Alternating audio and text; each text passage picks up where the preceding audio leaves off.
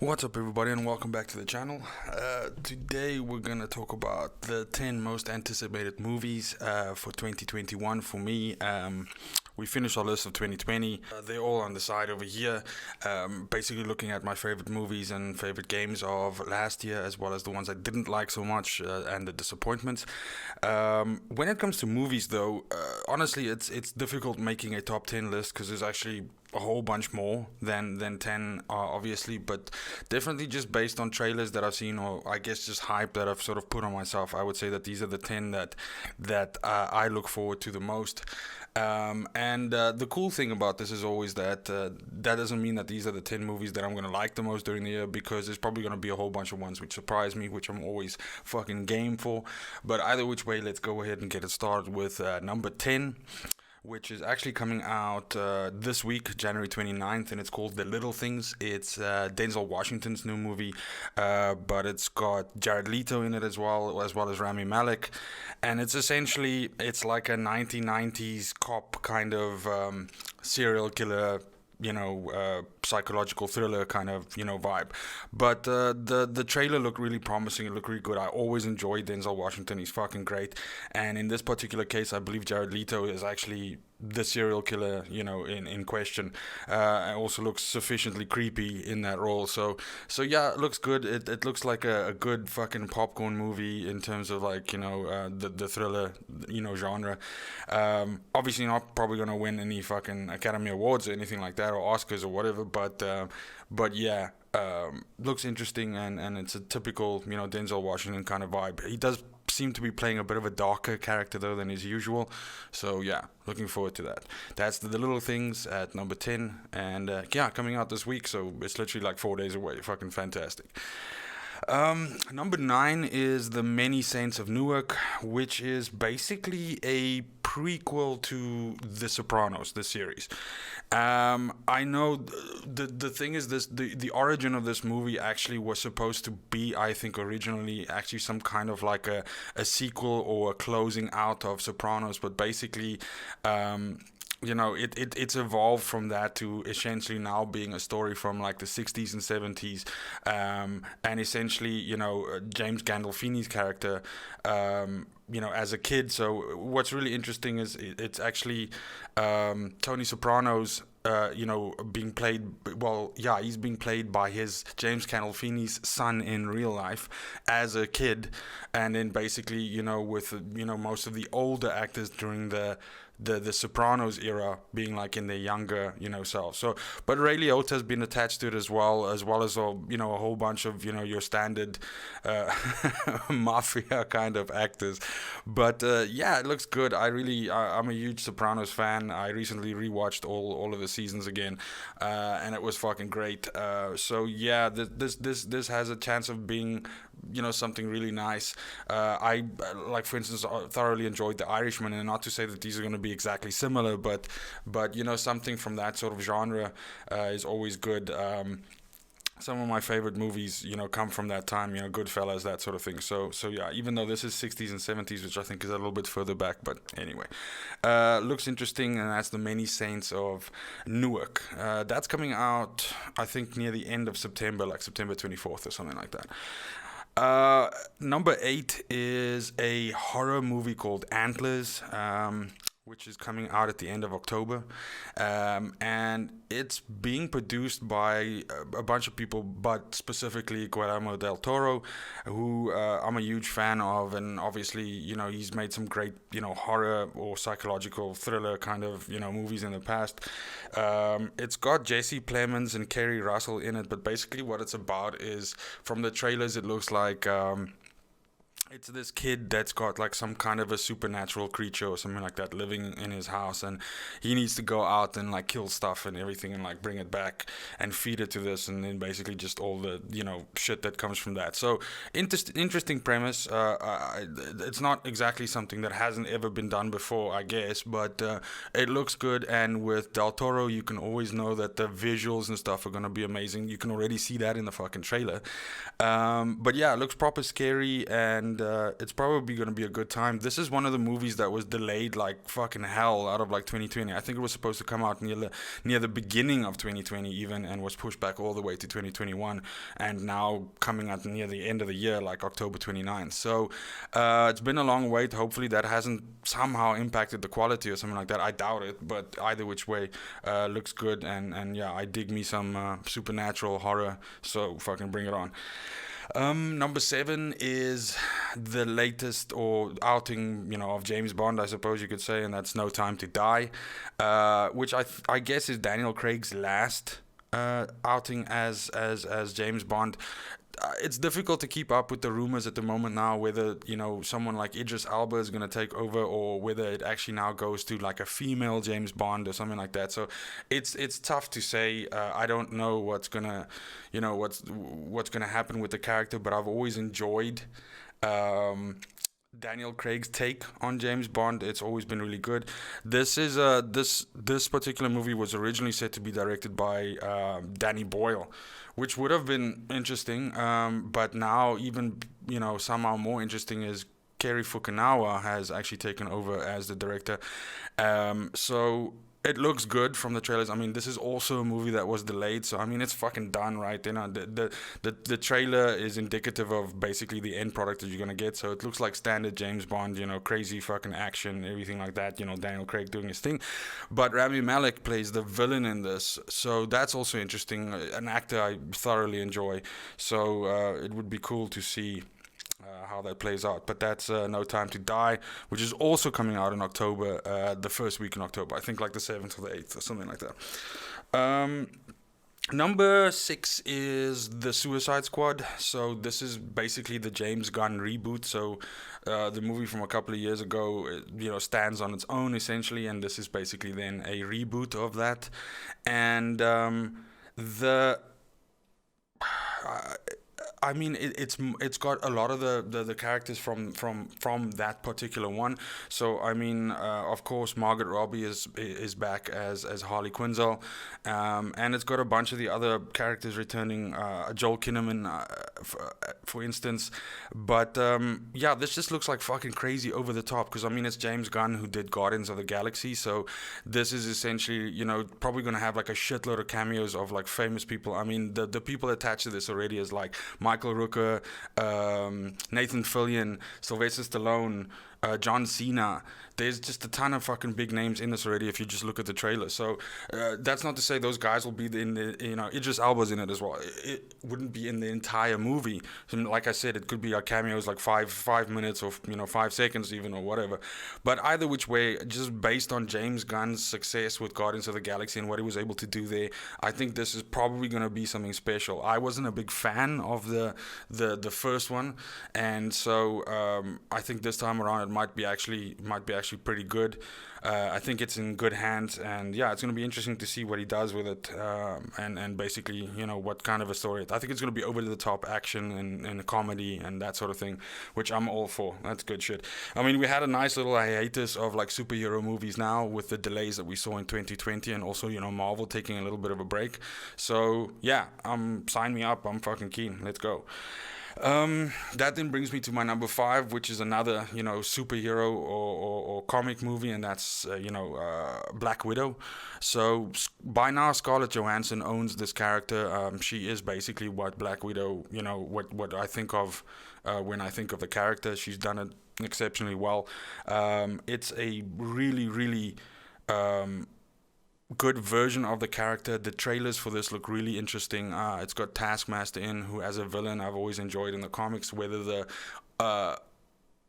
MCU rendition of this character is going to be the same and good, I suppose it would be. Kevin Feige hasn't done wrong with this, the way that the MCU has been steered so far. So it looks really interesting, but I especially like the coverage of this particular story, and going into her history and the Red Room, and her sister, who is Florence Pugh is in it as her sister, and Rachel Weisz is in it as, I suppose, her mom, and David Harbour is like her dad or something like that. They like this, family of, assassins or anything like that. In any case, that's what the trailer makes it look like. But yeah, it looks really good. It'd be interesting to find out that side of it and basically how this all fits into the MCU. But yeah, the Black Widow was also delayed from 2020 to 2021, so that's at least coming out now in May, the first week in May 7th. So yeah, interested to see that. That's my number 5, Black Widow. Number 4 is Ghostbusters Afterlife, which is it a sequel? Is it a reboot? I don't know. I mean, from the trailer, you can see. I mean, the trailer's got Finn Wolfhard from what is it called again? Stranger Things, right?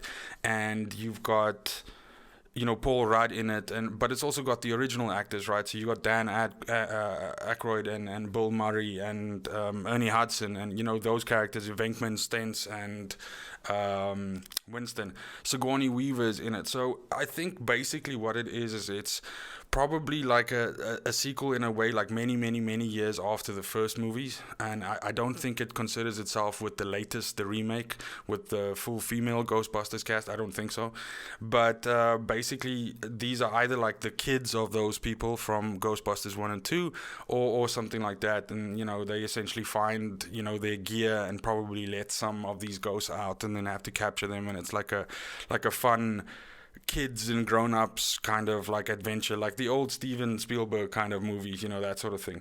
It is directed by Jason Reitman, who is Ivan Reitman's son, and that's of course the guy from Kindergarten Cop and all that stuff. So it's kind of probably gonna be in that spirit of things like the 1980s 1990s Goonies kind of vibe or something like that. But yeah, it looks good. The trailer looks like a lot of fun, and that's Ghostbusters Afterlife. That's coming out near the end of the year, the 11th of November. Then number 3 is A Quiet Place Part 2, which is coming out September 17th. I really enjoyed the first movie. A Quiet Place was amazing with Emily Blunt and John Krasinski. It was an interesting horror kind of, concept with the whole, like, not being able to make noise because these creatures will find you. And yeah, I'm interested to see where else this universe goes, basically, and what else is left there. This is, of course, now a continuation of the story from the first one. So the first one, they predominantly spent their time on the farm and in that area, and this is now, from the trailer, looks like they're going out more like into the world and everything like that. Obviously Emily Blunt's in it and in the kids, and spoiler alert if you haven't watched the first one, some other people like John Krasinski is not in this one because they didn't make it, but it's also got Jaimin Unsao, I always struggle to pronounce that surname, and Cillian Murphy, and so yeah, there's some additional characters that's added to it now because they're going out into the world and then obviously encountering other survivors and everything like that. But yeah, it looks good. From the trailer, it also looks like there's some scenes from right when the invasion or crisis or whatever started, so that's also going to be interesting. But yeah, just more of A Quiet Place is not a bad thing. Like I said, I really enjoyed it, and it looks like it's going to be good, and that's halfway through September 17th. Then number 2, and now we're getting to like the serious good shit that has me really excited, is Denis Villeneuve's take on Dune. That's coming out on the 1st of October. This looks fucking insane. So I think it's been many years in the making. There's always been this rumor that this movie was going to get remade, and of course it's Frank Herbert's Dune, the book itself. There is a movie from like the 80s, I think, or something like that. It's not fantastic. I mean, I think fucking it's very much like a cult classic kind of thing, I suppose. Yeah, I don't know if cult classic is the right word, but it's definitely cult. But this is just fucking gonna go, balls to the wall. I mean, Timothée Chalamet is attached in I suppose the lead, but it's also got Jason Momoa, Josh Brolin, Javier Bardem, Zendaya's in it, fucking Dave Bautista's in it. So yeah, it's just gonna be like probably FX driven to hell. Like I fucking enjoyed the new Blade Runner 2049, but also some of Denis Villeneuve's other stuff, like Prisoners, for instance, is just phenomenal. So I mean, he's got the ability to do whatever, like a sci-fi fucking, super classic, overdriven with effects kind of thing, or just like, proper visceral drama. So either which way, this is going to be interesting. I'm really keen for it. It's pity we have to wait basically, until Q4, so it's the 1st of October. But yeah, it's something to look forward to, and I hope it doesn't get somehow delayed or pushed into 2021. But that's Dune at number 2. Then, number 1, the movie that I'm looking forward to the most, and because I'm such a, comic fucking super nerd, it has to be the third Spider-Man movie, the third Tom Holland Spider-Man movie. The reason why I call it that is because its actual catch title has been revealed yet. So, some people have said it's Far From Home fucking 3, or, Far From Home 2, or the third Spider-Man, or Spider-Man 3, or whatever the fuck, but the name itself hasn't been revealed yet. But we do know some stuff about it, and that's, of course, Tom Holland comes back as Spider-Man, but Jamie Foxx is returning as Electro, and Jamie Foxx was Electro in the Andrew Garfield Spider-Man movies, right? And then Alfred Molina is coming back as Dr. Octopus, who was Dr. Octopus in the Tobey Maguire Spider-Man movie. So obviously the indication here is, and has been confirmed by Kevin Feige, I almost said Kevin Feige, Kevin Feige, is that this is linked to Doctor Strange, the Multiverse of Madness, and Benedict Cumberbatch is also in this. So it's probably gonna, if you've seen the animated Spider-Man Into the Spider-Verse, it's probably gonna be something along the lines of that. That's what I suppose it is, which means that you're gonna see a bunch of different Spider-Man universes sort of collide, and it's gonna, I mean, there's a lot of this is also rumors, right? So there's rumors that Charlie Cox from the Daredevil series that was on Netflix has also shot scenes for this. So it really seems like it's going to smash all of these things together, and, Tom Holland's going to be hopping between, different universes, essentially, and encountering all of these different characters in them. Or, I mean, what it could be is it could be in some weird way, like some weird mashup of the Sinister Six, because you already have Dr. Octopus and you have Electro, and there's probably going to be other villains as well. I mean, you could easily drag in maybe 3 or 4 other villains without us knowing about it, and there you have your Sinister Six, and they basically pulled from the multiverse from different characters, and they come in. So how fucking crazy would that be? But either which way, it sounds amazing, and I really enjoyed the 2 Tom Holland Spider-Mans. Obviously the first one was the best, but both of them are really good, and both of them fit very high for me in the MCU, so I'm sure that this is going to be the same. In Kevin Feige we trust. But yeah, that's definitely my most anticipated movie of 2021, and it's also coming out right at the ass end of 2021, so it's basically like December 17th. So really psyched for it. I think it's going to be fucking awesome. Tom Holland owns that character. He is basically pretty much, Peter Parker for me, and Spider-Man, so it's going to be fantastic. But yeah, that's my 10. Please go ahead and let me know in the comment section below if you agree with some of my choices, if you think some of them are whack, what you would replace them for, what's your most anticipated. My mouth is just not working today. What is your most anticipated movie of 2021?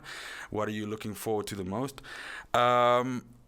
We are approaching 200 subscribers on this channel, so again, I actually just want to take this opportunity to thank the people that have subscribed and that do follow and that do watch. It really means the world to me. Thank you so much for that, and please continue to do so, and have a great morning, have a great afternoon, have a great fucking evening wherever you are, and until next time, cheers.